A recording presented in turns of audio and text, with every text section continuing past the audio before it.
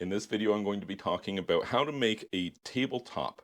And I mean, there's so many variations on something like this. This is going to be a concrete tabletop. It's going to have steel in it for tensile strength. It's going to have alternative colors to the mix that I'm using. It's going to be, white cement instead of like regular gray cement, that kind of thing. And I'm also going to show you, how to take something very basic like what you see here, just, a couple pieces of scrap wood, piece of plywood. This has been waxed with this product right here. You just paste it on there and it, helps to seal it up a little bit against moisture permeation. But let's go ahead and take this a step further. This is a 12 by 12 square right now, but we're going to transform it into a tabletop together, a functional tabletop that you could, mount onto some sort of base, like perhaps you're into metalworking or something like that. That would be great. You would make a small platform, mount the tabletop to it, and Bob's your uncle.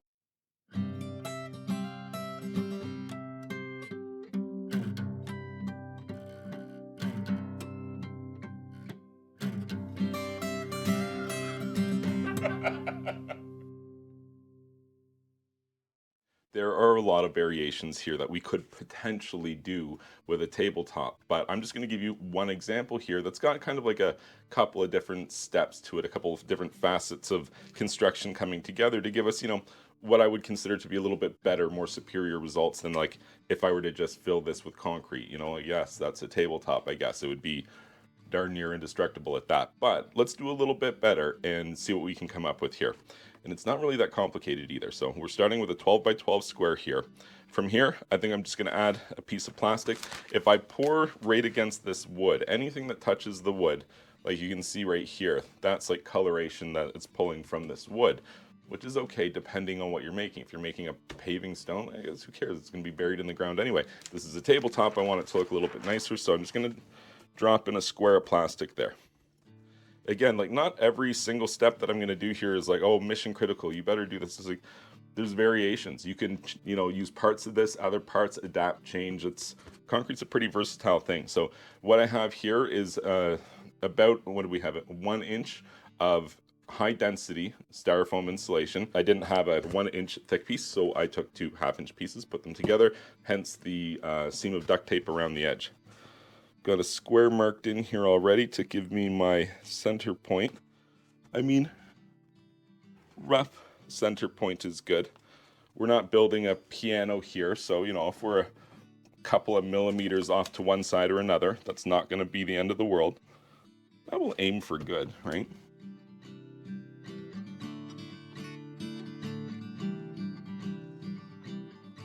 Okay, that's not going anywhere. Again, you could pour it just like that.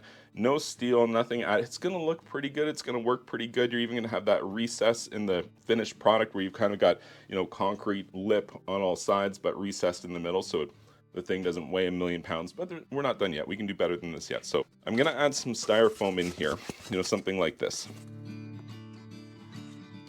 And I could, if I wanted to, just go ahead and start putting it in there. I don't think I need to add anything to this at all. I'm going to try to go the extra mile here. See if this works for me. I'm going to try to add some tuck tape here. Because tuck tape, pouring against any kind of plastic gives you a very nice concrete finish. But it would have to happen without any wrinkles in this. So we'll see how I do here.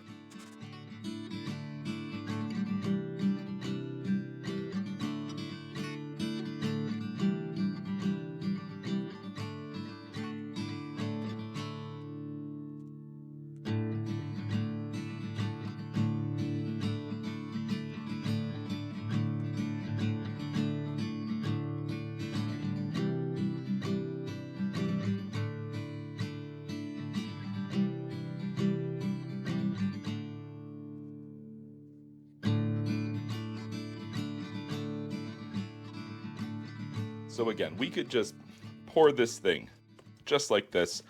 No extra steel, no extra steps. Again, it's going to turn out fantastic, but every one of these little steps that we're taking is, increasing the quality and the consistency of the results that we can make if we made this time and time again. So let's talk about a couple more things here.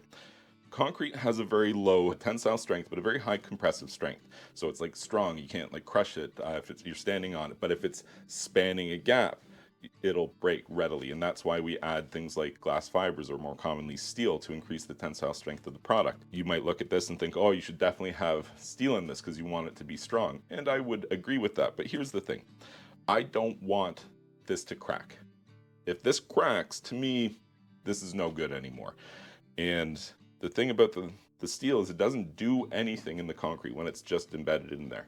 It's not until such time as the concrete is exposed to extreme tensile strength and it starts to fail in the way that it is predictably going to fail, that the tension from the steel engages and prevents the crack from opening or migrating. Like, you might not even see a crack there. Maybe if it's only wet down, would you be able to actually visually see it, because the steel embedded in it kind of stops it from happening. But the crack's still there, and I would consider that a failure.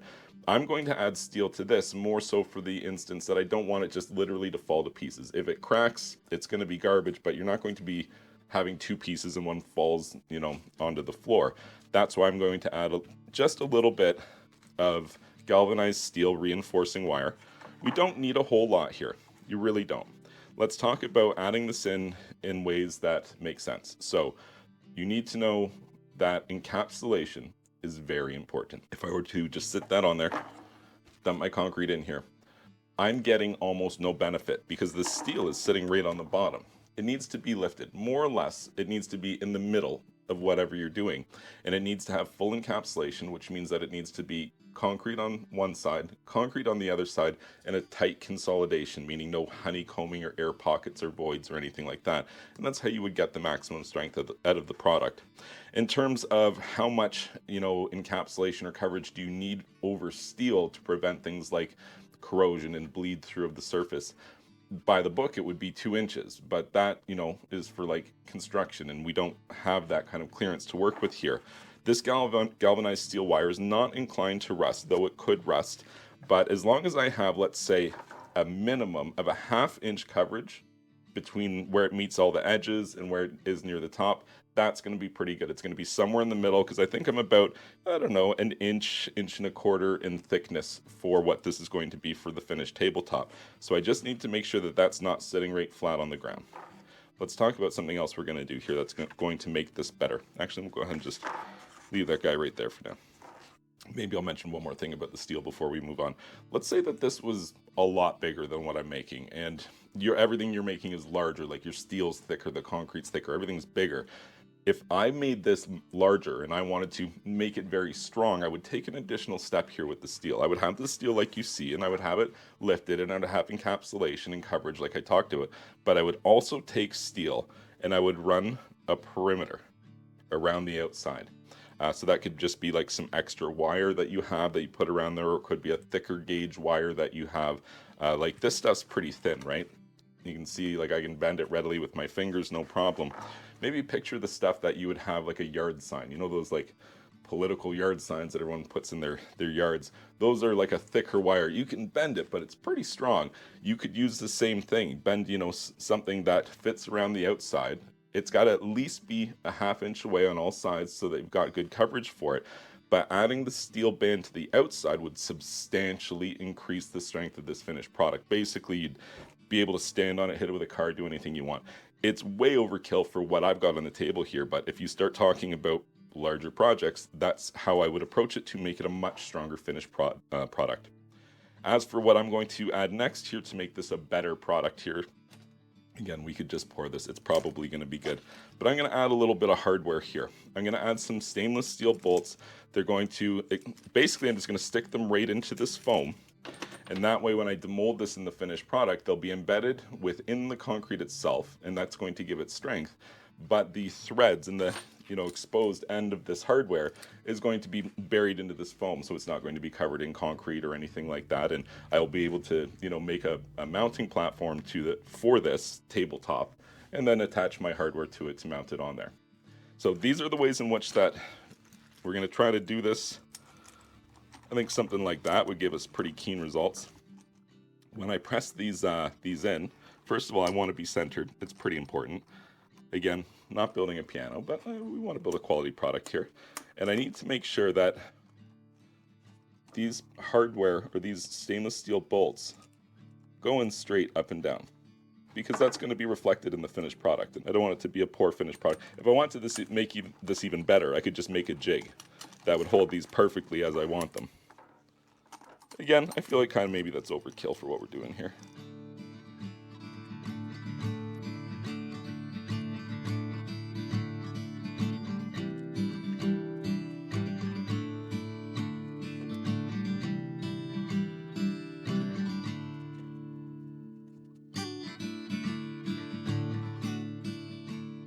I think it's looking pretty good here. So why don't I go ahead, mix up the mortar that we're going to use here.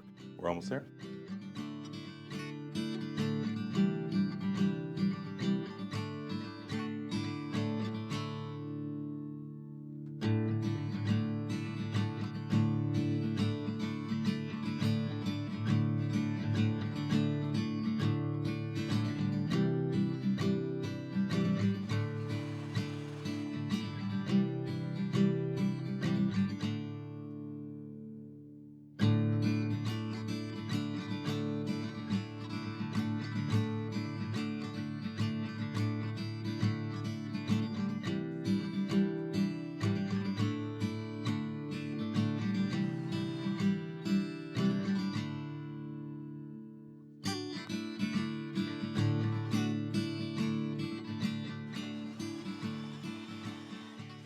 And here we are back. So let's take a look at the mud here.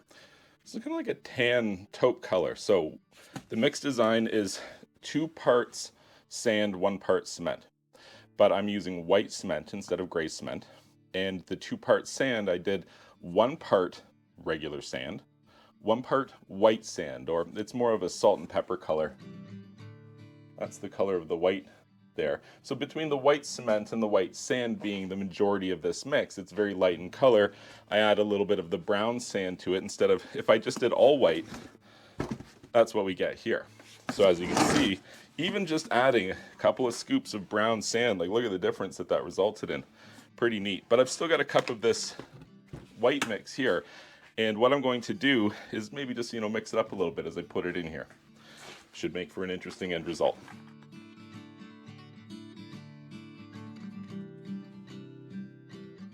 The product that I'm adding is an acrylic or latex product, and it does a couple of different things to enhance or improve a mixed design.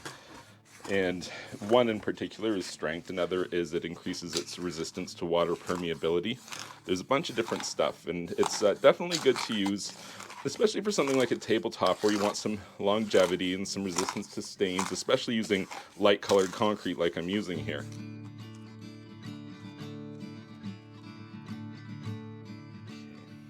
So it's a very, refined technique where you have to add this in just the right way, because if you do it wrong, then it's not going to look right. So you have to you see, it's a very skillful, artful technique. It's going to take you some time to get it down, but don't worry about that. Don't let that discourage you from doing what you do. Maybe just a tiny little bit up there, good enough. I'm not too worried about the bottom anyway. It's very important that you get that encapsulation, especially around the area where your hardware is.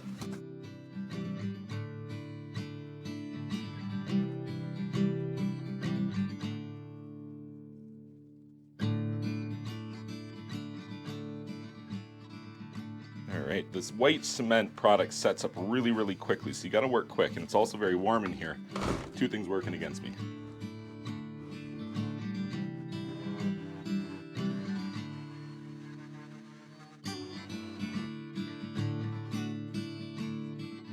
It's setting up already. So warm in here.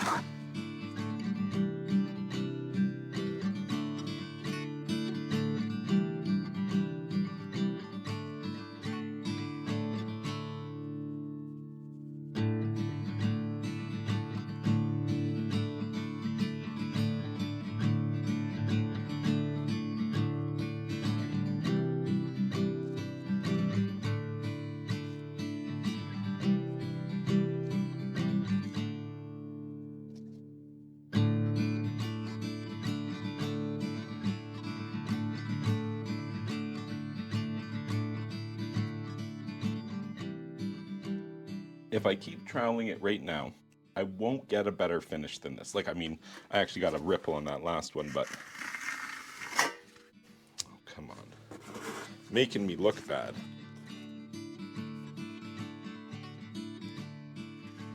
Okay, so now I'm gonna leave it. And the reason why is because this is fresh. I just freshly placed this.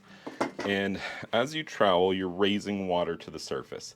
And too much water at the surface is going to compromise that surface layer and give you an imperfect finish. But further to that, you're going to be left with a lot of void space because there's so much water there right now. And in the end result, it won't be there. That water will be gone. You will have a porous surface. It won't look good. And you can't get a good finish on it. You keep trying because you're thinking, oh, I'm just inexperienced on a trowel maybe. But really what you need to know is just leave it. I've set it. I've placed it flat. I even troweled it more than I probably should have. Stop now. Don't keep going. And right now it's glossy. I'm going to give this some time, not too long because this stuff is moving quick on me. And then I'm going to wait until it's kind of like a matte, hazy look. And then if I want to, if I think that the surface could be improved with another pass, I will give it another pass with the steel trowel. And it will give me a much finer, better, consistent result. If I was having trouble still with that and I wanted an even better surface, I would take a damp sponge float and I would, do some little circles there. It helps to even out a lot of the imperfections, and it also raises some of that cream to the surface, which then you can take your steel trowel and kind of put it up on edge and do what's called a hard trowel, and that will give you an actual smooth finished surface. I'm actually pretty happy with this. It looks pretty good, but I'm going to give it a couple of minutes before I touch it any further, and we'll just take it from there. So far, so good. This thing looks great. Okay, here we are back. It's only been a couple of minutes, and geez, I basically already missed it. Not really, but so at this point, this would be a good tool to go to. The problem is that I have a color thing happening here, and the more I work this color, the more I'm going to lose the striations and the differences between them. So I don't really want to have to give the whole thing a sponge float. That's not going to be ideal for me. So I'm going to see what I can do with just the steel trowel wet up a bit here. A little too much drag.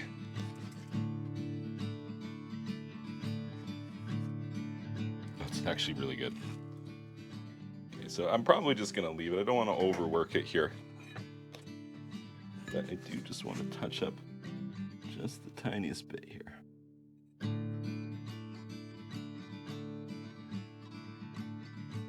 I do have an edger, the thing you do use if you're like, pouring a sidewalk, and it's got a little curved bit, and one of the apprentices runs along and edges it, and it puts it a nice round curve on.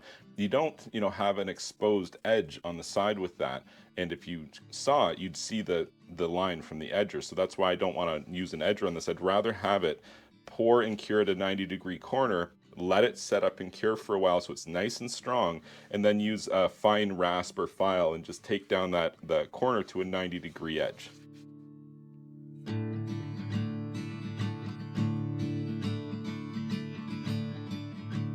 I think that looks pretty good.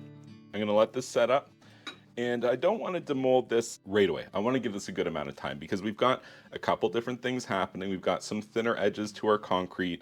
When we go to demold this, all the foam's going to break apart. Like, there's going to have to be a little bit of force used, and it would be pretty easy to crack this thing. Even though it's, I've used this white cement, and it's going to set up very quickly. And tomorrow it's going to feel, very hard, like a piece of, sidewalk. But it doesn't actually have the strength yet. It's got some strength, but you could break it pretty easily. By the time you're 2 weeks into the curing cycle, you're going to be maybe 75% of the way to your final finished strength for the concrete. So that's a little more reasonable. 24 hours in, we're not there at all yet. It feels strong, but it's not. So give this thing maybe a couple of days, and then I'm going to demold it. So I'll see you back in a couple of days' time.